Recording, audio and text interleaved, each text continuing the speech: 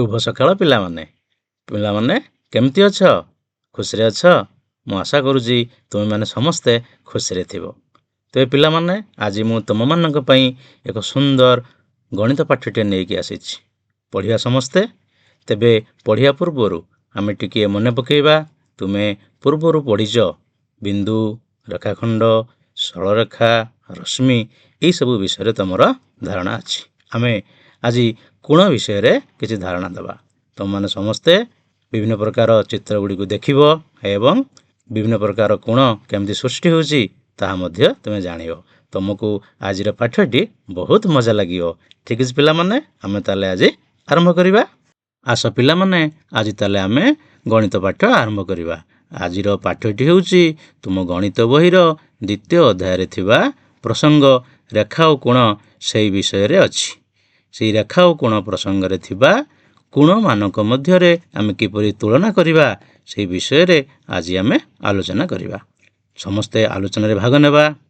तेबे पिला माने आस किछि चित्र देखिबा। देखिलो पिला माने एई चित्रटी कहार या को तुम माने समस्ते देखिथिबो। कोण चित्रटीर नाम कुंभीर नुह कि कुंभीर। समस्ते देखिछ कुंभीर।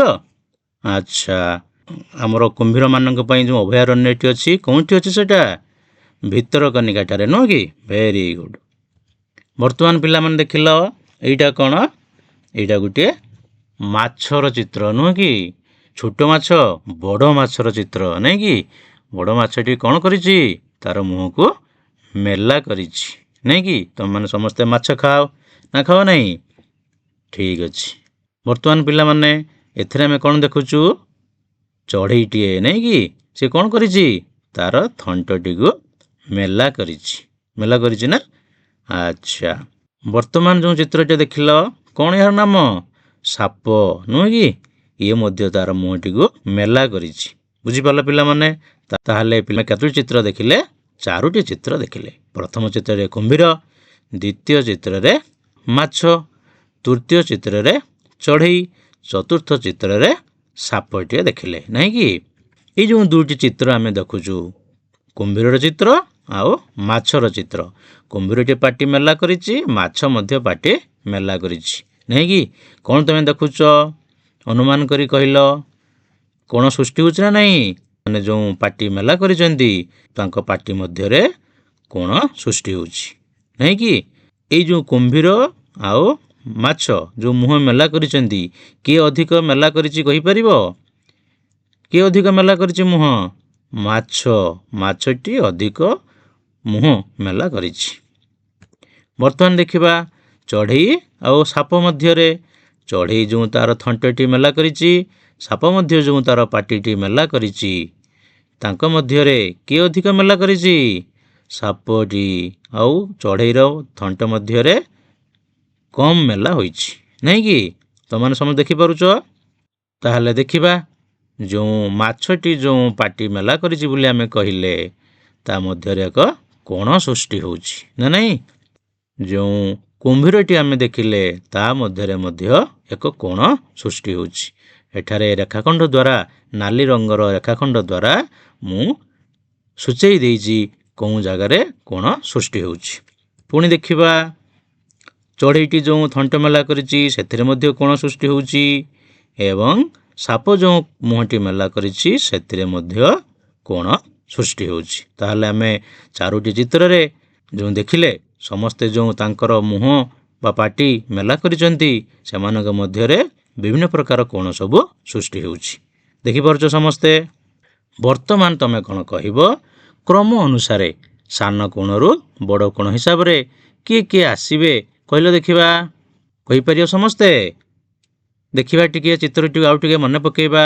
चारोटी चित्र ए जो चारोटी चित्र अछि ए चारोटी चित्र मध्यरु क्रम अनुसार तमे सजेइबो जे कोन कोन सान अछि कोन कोन बड़ अछि। अर्थात तमे सानरू बड़ आकार रे सजेइ परिबो बा बड़रू सान आकार रे मध्य सजेइ परिबो। ठीक अछि आरंभ करिया ताले।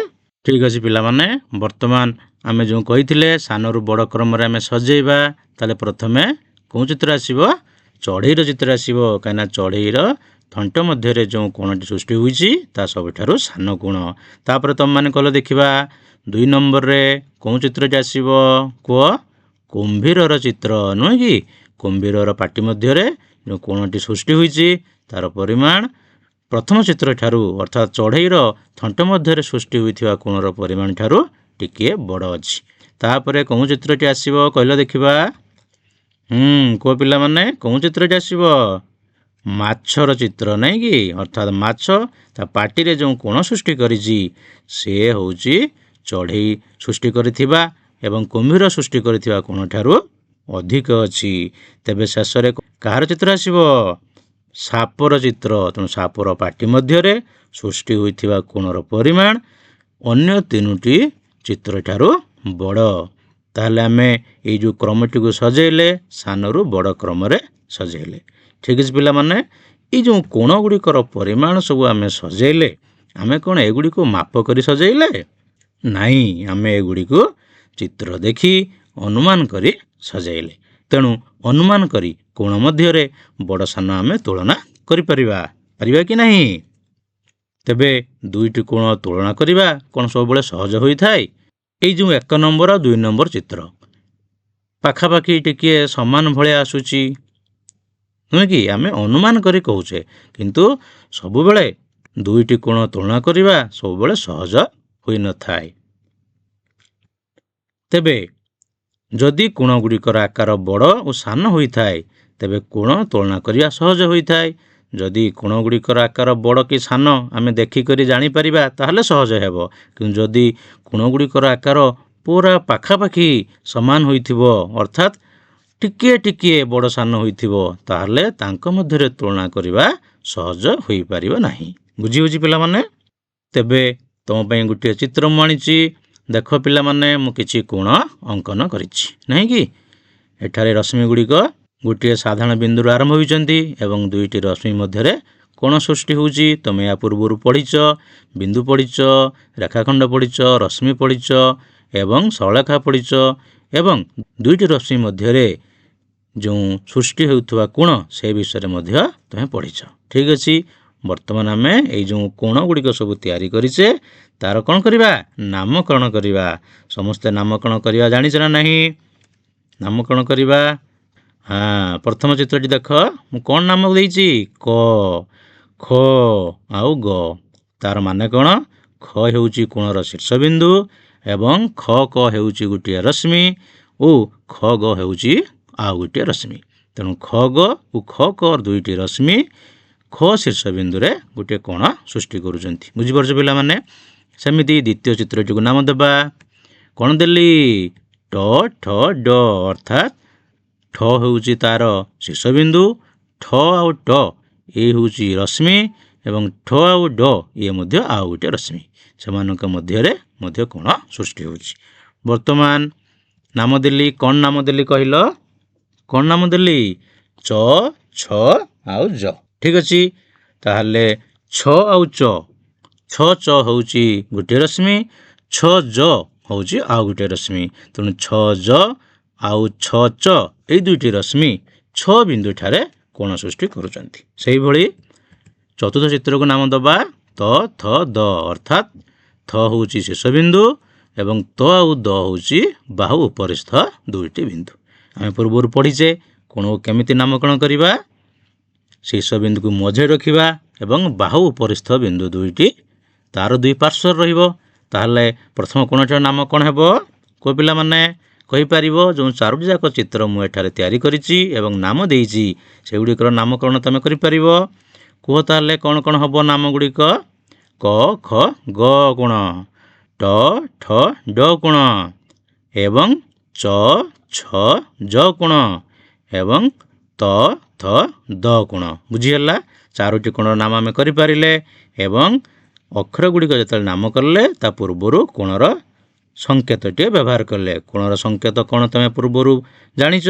ତାହେଲେ ଆମେ କେମିତି ପଢ଼ିବା ଏହାକୁ? କୋଣ କ ଖ ଗ, କୋଣ ଟ ଠ ଡ, କୋଣ ଚ ଛ ଜ ଏବଂ କୋଣ ତ ଥ ଦ। ବୁଝିପାରୁଛ ପିଲାମାନେ? ଠିକ୍ ଅଛି, ତାହେଲେ ଆମେ କହିଲେ ଯେ କୋଣଗୁଡ଼ିକୁ ଅନୁମାନ କରି ତୁଳନା କରିବା ଟିକେ କଷ୍ଟ ହେବ। ଯଦି କୋଣଗୁଡ଼ିକ ବହୁତ ବଡ଼ ଓ ବହୁତ ସାନ ହେଇଥିବ ତାହେଲେ ଆମେ ଦେଖିକରି କି ଅନୁମାନ କରି ତୁଳନା କରିପାରିବା। ଯଦି କୋଣ ଦୁଇଟି ପାଖାପାଖି ଥିବ ଅର୍ଥାତ୍ କୋଣ ଦୁଇଟିର ପରିମାଣ ଯଦି ପୁରା ପାଖାପାଖି ଥିବ, ସମାନ ହୋଇନଥିବ କିନ୍ତୁ ପାଖାପାଖି ଥିବ ଅର୍ଥାତ୍ ପାଖାପାଖି ତାଙ୍କର ପରିମାଣ ହେଇଥିବ ତାହେଲେ ସେଗୁଡ଼ିକୁ ଅନୁମାନ କରି ତୁଳନା କରିବା କଷ୍ଟ ହେବ। ତେଣୁ ଆମେ କ'ଣ କରିବା? କେଉଁ ଉପାୟରେ ତୁଳନା କରିବା? ପ୍ରତିସ୍ଥାପନ କରିବା। ପ୍ରତିସ୍ଥାପନ ମାନେ ବୁଝିପାରୁଛ ନାହିଁ? ଗୋଟିଏ କୋଣ ଉପରେ ଆଉ ଗୋଟିଏ କୋଣକୁ ସ୍ଥାପନ କରି ଆମେ ତୁଳନା କରିବା କେଉଁଟା ବଡ଼ ଆଉ କେଉଁଟା ସାନ। ଠିକ୍ ଅଛି, ତାହେଲେ ଆରମ୍ଭ କରିବା। କେମିତି ଆମେ ପ୍ରତିସ୍ଥାପନ କରି ତୁଳନା କରିବା? ଦେଖ ପିଲାମାନେ, ମୁଁ ଯେଉଁ ଚିତ୍ରଟି ଦେଇଛି, ଦେଖ এই ଚିତ୍ରରେ ଗୋଟେ କୋଣ ସୃଷ୍ଟି ହେଉଛି। ଏହାର ନାମ ହେଉଛି କୋଣ ABC। ବୁଝିହେଲା? ପୁଣି ଦେଖିବା ଆଉ ଗୋଟିଏ କୋଣ, ତାହେଲେ ଇଏ ହେଉଛି ପ୍ରଥମ କୋଣ। ତେଣୁ ପ୍ରଥମ କୋଣଟିର ନାମ ହେଉଛି କୋଣ ABC। ବର୍ତ୍ତମାନ ଆଉ ଗୋଟିଏ ଚିତ୍ର ଦେଖିବା। ଇଏ ମଧ୍ୟ ଆଉ ଗୋଟିଏ କୋଣର ଚିତ୍ର। ଏଥିରେ ଯେଉଁ କୋଣ ସୃଷ୍ଟି ହେଉଛି ତାର ନାମ ହେଉଛି କ'ଣ? କୋଣ PQR। ବର୍ତ୍ତମାନ ଅନୁମାନ କରି କହିପାରିବ ଏ ଦୁଇଟି ମଧ୍ୟରେ କିଏ ବଡ଼ କିଏ ସାନ କହିପାରିବ? ଏଇଟା ଦେଖାଯାଉଛି ନୁହେଁ କି? ଏଇଟା ଭଲ ଭାବରେ ଦେଖାଯାଉଛି। କୋଣ ABC ସାନ ହେବ, କୋଣ PQR ବଡ଼ ହେବ, ନୁହେଁ କି? ତଥାପି ଦେଖିବା ପ୍ରତିସ୍ଥାପନ କ'ଣ ଆମେ କରିବା? ଗୋଟିଏ କୋଣ ଉପରେ ଆଉ ଗୋଟିଏ କୋଣକୁ ବସେଇବା। କେମିତି ବସେଇବା? ତାହେଲେ ପ୍ରତିସ୍ଥାପନ କରିବା ପରେ ଦେଖିବା କେମିତି ହେଉଛି। ଦେଖ, କୋଣ ABC ରହିଲା, ତା ଉପରେ ଆମେ କୋଣ PQRକୁ ବସେଇଲେ କ'ଣ ଦେଖିଲେ? ବଡ଼ ହେଉଛି ନା? ତେଣୁ PQR କୋଣ ବଡ଼ ହେଉଛି କାହାଠାରୁ? ପ୍ରଥମ ଚିତ୍ରଠାରୁ, ଅର୍ଥାତ୍ ABC କୋଣଠାରୁ କୋଣ PQR ବଡ଼ ହେଉଛି। କେମିତି ଜାଣିବୁ ଆମେ ଏହା ବଡ଼ ହେଉଛି ବୋଲି? ତମେ ଦେଖ, ପ୍ରଥମେ ABC କୋଣ ଅଛି, ତା ଉପରେ PQR କୋଣ ଆମେ ରଖିଛୁ। ତେଣୁ ଦେଖ, QP ରଶ୍ମି ଆଉ QA ରଶ୍ମି ଦୁଇଯାକ ସମାନ ଅଛି କି ନାହିଁ? ଅର୍ଥାତ୍ ଯେମିତି QR ରଶ୍ମି ଆଉ BC ରଶ୍ମି ଗୋଟିଏ ଗାରରେ ଅଛନ୍ତି, ଅର୍ଥାତ୍ ଗୋଟିଏ ଗାର ଉପରେ ଅଛନ୍ତି। କିନ୍ତୁ BA ରଶ୍ମି ଆଉ QP ରଶ୍ମି ଏମାନେ ଗୋଟିଏ ଗାର ଉପରେ ନାହାନ୍ତି, ଅର୍ଥାତ୍ ଏମାନେ ଅଲଗା ଅଲଗା ହୋଇକି ଅଛନ୍ତି। ଏବଂ ଅଧିକ କିଏ ଅଛି? QP ରଶ୍ମି। ତେଣୁ QP ରଶ୍ମିର ଅଧିକ ଘୂର୍ଣ୍ଣନ ହେଇଛି ଏଇଠି, BA ରଶ୍ମିର କମ୍ ଘୂର୍ଣ୍ଣନ ହେଇଛି।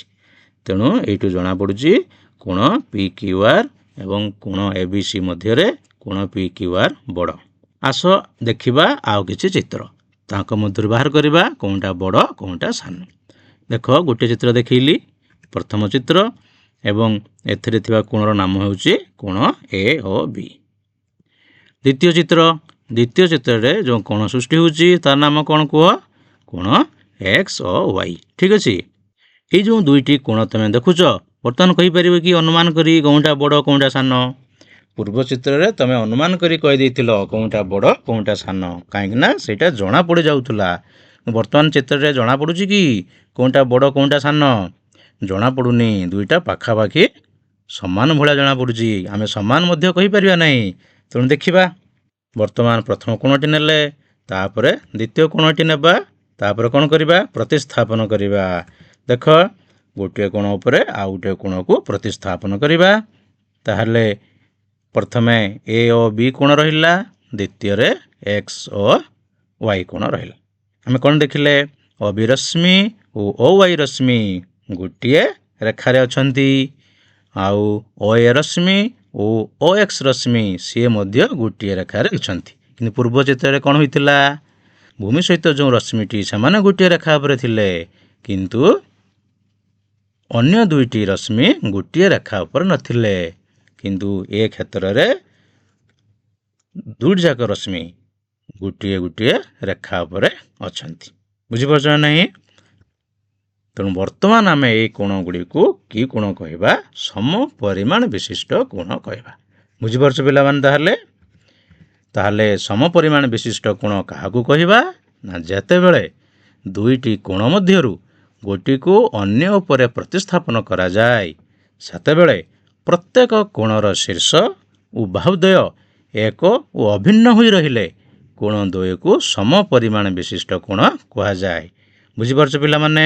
ତାହେଲେ ଆମେ କ'ଣ କହିଲେ ଆମେ ଦେଖ ଯେ ଶୀର୍ଷବିନ୍ଦୁ ଏକ ଓ ଅଭିନ୍ନ ହେବ। ଅର୍ଥାତ୍ ପ୍ରଥମ କୋଣର ଶୀର୍ଷବିନ୍ଦୁ ଅ ଆଉ ଦ୍ୱିତୀୟ କୋଣର ଶୀର୍ଷବିନ୍ଦୁ ଯେଉଁ ଅ ଅଛି ସେମାନେ ଗୋଟିଏ ରହିଲେ ଶୀର୍ଷବିନ୍ଦୁ ଗୁଡ଼ିକ ଜଣକ ଉପରେ ଆଉ ଜଣେ ରହିବ। ଏବଂ ରଶ୍ମି ଦ୍ୱୟ ମଧ୍ୟ ପ୍ରଥମ କୋଣର ଦୁଇଟି ରଶ୍ମି ଦ୍ୱିତୀୟ କୋଣର ଦୁଇଟି ରଶ୍ମି ସେମାନେ ମଧ୍ୟ ଏକ ଓ ଅଭିନ୍ନ ହେବେ। ଦେଲେ ଯାଇ ଯେଉଁ କୋଣ ସୃଷ୍ଟି ହେବ ତାହାକୁ ସମ ପରିମାଣ ବିଶିଷ୍ଟ କୋଣ କୁହାଯିବ। ବୁଝିପାରିଲ? ତାମାନେ ବର୍ତ୍ତମାନ ଏଇଟା ଲେଖିଦିଅ ଖାତାରେ। ଯେତେବେଳେ ଦୁଇଟି କୋଣ ମଧ୍ୟରୁ ଗୋଟିକୁ ଅନ୍ୟ ଉପରେ ପ୍ରତିସ୍ଥାପନ କରାଯାଏ ସେତେବେଳେ ପ୍ରତ୍ୟେକ କୋଣର ଶୀର୍ଷ ଓ ବାହୁଦ୍ୱୟ ଏକ ଓ ଅଭିନ୍ନ ହୋଇ ରହିଲେ କୋଣ ଦ୍ୱୟକୁ ସମ ପରିମାଣ ବିଶିଷ୍ଟ କୋଣ କୁହାଯାଏ। ବୁଝିପାରୁଛ ସମସ୍ତେ? ଲେଖିଦିଅ। ବର୍ତ୍ତମାନ ଆସ ଆଲୋଚନା କରିବା। ଆମେ ଆଜି ଯାହା ପଢ଼ିଲେ ଯାହା ବୁଝିଲେ କ'ଣ ତମାନେ ବୁଝିଛ ସେଇ ବିଷୟରେ ଟିକିଏ ଆଲୋଚନା କରିବା। ସମସ୍ତେ ଆଲୋଚନାରେ ଭାଗ ନେବ। କହିଲ ଦେଖିବା, 1 ଘଣ୍ଟାର ସମୟ 3ଟା ବାଜିଛି ଆଉ 5ଟା ବାଜିଛି। ତାହେଲେ ଯେତେବେଳେ ଘଣ୍ଟାର ସମୟ 3ଟା ଆଉ 5ଟା ବାଜିଥାଏ ସେତେବେଳେ ଘଣ୍ଟା ଘଣ୍ଟା ଓ ମିନିଟ୍ ଘଣ୍ଟା ମଧ୍ୟରେ ଯେଉଁ କୋଣ ସୃଷ୍ଟି ହୁଏ ସେ ମଧ୍ୟରୁ କେଉଁ କୋଣଟି ବଡ଼ ହେବ? ବୁଝିପାରୁଛ ସମସ୍ତେ ପ୍ରଶ୍ନଟି? 1 ଘଣ୍ଟାର ସମୟ 3ଟା ଓ 5ଟା ବେଳେ ଘଣ୍ଟା ଘଣ୍ଟା ଓ ମିନିଟ୍ ଘଣ୍ଟା ମଧ୍ୟରେ ଯେଉଁ କୋଣ ସୃଷ୍ଟି ହୁଏ ସେ ମଧ୍ୟରୁ କେଉଁ କୋଣଟି ବଡ଼? କୁହ ପିଲାମାନେ, କେଉଁ କୋଣଟି ବଡ଼? ହଁ, 5ଟା ବେଳେ ଯେଉଁ ଘଣ୍ଟା ଘଣ୍ଟା ଓ ମିନିଟ୍ ଘଣ୍ଟା ମଧ୍ୟରେ କୋଣ ସୃଷ୍ଟି ହୁଏ ସେହି କୋଣଟି 3ଟା ବେଳେ ସୃଷ୍ଟି ହେଉଥିବା କୋଣଠାରୁ ବଡ଼। ଠିକ୍ ଅଛି ପିଲାମାନେ, ଆଗକୁ ଯିବା। ବର୍ତ୍ତମାନ ଦ୍ୱିତୀୟ ପ୍ରଶ୍ନ। 1 ଘଣ୍ଟାର ସମୟ 6ଟା ବାଜିଛି, ପୁଣି ସେଇ ଘଣ୍ଟାରେ ଆଉ ଗୋଟିଏ ସମୟ ବାଜିଛି କେତେ? 12:30। ତାହେଲେ ସମୟ 6ଟା ଓ 12:30 ବେଳେ ଘଣ୍ଟା ଘଣ୍ଟା ଓ ମିନିଟ୍ ଘଣ୍ଟା ମଧ୍ୟରେ ଯେଉଁ କୋଣ ସୃଷ୍ଟି ହୁଏ ସେ ମଧ୍ୟରୁ କେଉଁ କୋଣଟି ବଡ଼? କୁହ, କେଉଁ କୋଣଟି ବଡ଼ ହେବ? ବଡ଼ ହେବ ନା କ'ଣ ହେବ? ପାଖାପାଖି ସମାନ ହେବ। ତେଣୁ 6ଟା ଆଉ 12:30 ବେଳେ ଘଣ୍ଟା ଘଣ୍ଟା ଓ ମିନିଟ୍ ଘଣ୍ଟା ମଧ୍ୟରେ ଯେଉଁ କୋଣ ସୃଷ୍ଟି ହୁଏ ସେମାନେ ପ୍ରାୟ ପାଖାପାଖି ସମାନ ହେବେ। ନୁହେଁ କି? ଆମେ କେଉଁଟା ବଡ଼ କେଉଁଟା ସାନ ଅନୁମାନ କରି କହିପାରିବା ନାହିଁ, ତାକୁ ମାପ କରି କହିପାରିବା। ଠିକ୍ ଅଛି। ବର୍ତ୍ତମାନ ଆସ ଆଉ ଦେଖିବା, ତୁମର ବସିବା ଓ ସିଧା ହୋଇ ଶୋଇବା ଅବସ୍ଥା ମଧ୍ୟରେ ଯେଉଁ କୋଣ ସୃଷ୍ଟି ହୁଏ ସେ ମଧ୍ୟରୁ କେଉଁ କୋଣଟି ସାନ? ତୁମେ ବର୍ତ୍ତମାନ ଭୂମି ସହିତ ଗୋଡ଼କୁ ଲମ୍ବାଇ ସିଧା ହୋଇ ବସିବ, ହେଲା, ଓ ସିଧା ହୋଇ ଭୂମି ସହିତ ଶୋଇଯିବ। ତାହେଲେ ଏଇ ଯେଉଁ ଦୁଇଟା ଅବସ୍ଥା ଆମର ସୃଷ୍ଟି ହେଲା ସେମାନଙ୍କ ମଧ୍ୟରେ ମଧ୍ୟ କୋଣ ସୃଷ୍ଟି ହେଲା ନା ନାହିଁ କି? ତେବେ କାହା କାହା ମଧ୍ୟରେ କୋଣ ସୃଷ୍ଟି ହେଲା? ତୁମେ ଯେତେବେଳେ ବସିଥିବ ତୁମର ଅଣ୍ଟାରୁ ପାଦ ଏବଂ ଅଣ୍ଟାରୁ ମୁଣ୍ଡ ପର୍ଯ୍ୟନ୍ତ କୋଣ ସୃଷ୍ଟି ହେଲା। ଯେତେବେଳେ ତୁମେ ଶୋଇଥିବ ସିଧା ହୋଇ ଅଣ୍ଟାରୁ ପାଦ ଏବଂ ଅଣ୍ଟାରୁ ମୁଣ୍ଡ ପର୍ଯ୍ୟନ୍ତ କୋଣ ସୃଷ୍ଟି ହେଲା। ତେବେ ଏଇ ଦୁଇଟା ଅବସ୍ଥାରେ ଅର୍ଥାତ୍ ବସିବା ଓ ଶୋଇବା ଅବସ୍ଥାରେ ଯେଉଁ କୋଣ ସୃଷ୍ଟି ହୁଏ ସେ ମଧ୍ୟରୁ କେଉଁ କୋଣଟି ସାନ? କହିଲ ଦେଖିବା, କିଏ କହିପାରୁଛ? Very good. ବସିବା ଅବସ୍ଥା ବେଳେ ଯେଉଁ କୋଣ ସୃଷ୍ଟି ହୁଏ ସେଇ କୋଣଟି ସାନ ହେବ, ନାହିଁ କି? ଆଚ୍ଛା, ବର୍ତ୍ତମାନ ପିଲାମାନେ 4 ନମ୍ବର ପ୍ରଶ୍ନକୁ ଯିବା। କ'ଣ 4 ନମ୍ବର ପ୍ରଶ୍ନ ଅଛି? ଇଂରାଜୀ ବର୍ଣ୍ଣମାଳାରେ ଥିବା କେଉଁ କେଉଁ ଅକ୍ଷର ଗୁଡ଼ିକରେ କୋଣ ସୃଷ୍ଟି ହେଉଛି ସେମାନଙ୍କ ନାମ ଲେଖ। ତୁମେ ଇଂରାଜୀ ବର୍ଣ୍ଣମାଳା ସବୁ ଜାଣିଛ। ଯେଉଁ ଅକ୍ଷର ଗୁଡ଼ିକ ତୁମେ ସବୁ ଦେଖୁଛ ସେମାନଙ୍କ ମଧ୍ୟରେ ଯେଉଁ ଯେଉଁ ଅକ୍ଷରରେ ସବୁ କୋଣ ସୃଷ୍ଟି ହେଉଛି ସେମାନଙ୍କର ନାମ ଲେଖ। ଲେଖ ତାହେଲେ। କ'ଣ ଲେଖିବା? ପ୍ରଥମେ ଏ, ତାପରେ ଇ, ଏଇସବୁ ଜାଗାରେ କୋଣ ସୃଷ୍ଟି ହେଉଛି। ଏଫ୍, ଏଚ୍, କେ, ଏଲ୍, ଏମ୍, ଏନ୍, ଟି, ଭି, ଡବ୍ଲୁ, ଏକ୍ସ, ୱାଇ, ଜେଡ୍। ଏହିସବୁ ଅକ୍ଷର ଗୁଡ଼ିକରେ କୋଣ ସୃଷ୍ଟି ହେଉଛି। ଆହୁରି ମଧ୍ୟ ଅକ୍ଷର ଗୁଡ଼ିକ ଅଛି ସେମାନଙ୍କ ମଧ୍ୟରେ କୋଣ ସୃଷ୍ଟି ହେଉଛି। ତୁମମାନେ ଟିକେ ଚିନ୍ତା କରିବ ଏବଂ ଲେଖିବ। ଠିକ୍ ଅଛି। ବର୍ତ୍ତମାନ ଯିବା ପଞ୍ଚମ ପ୍ରଶ୍ନକୁ। କ'ଣ ପଞ୍ଚମ ପ୍ରଶ୍ନ? ଇଂରାଜୀ ବର୍ଣ୍ଣମାଳାରେ ଥିବା ଯେଉଁ ଯେଉଁ ଅକ୍ଷର ଗୁଡ଼ିକରେ କୋଣ ସୃଷ୍ଟି ହେଉଛି ସେମାନଙ୍କର ନାମ ଲେଖ। ନାମ ଲେଖିକି କ'ଣ କରିବ? ସେମାନଙ୍କ ମଧ୍ୟରେ ବଡ଼, ସାନ ଓ ସମାନ ଆକାରରେ ତୁଳନା କରିବ।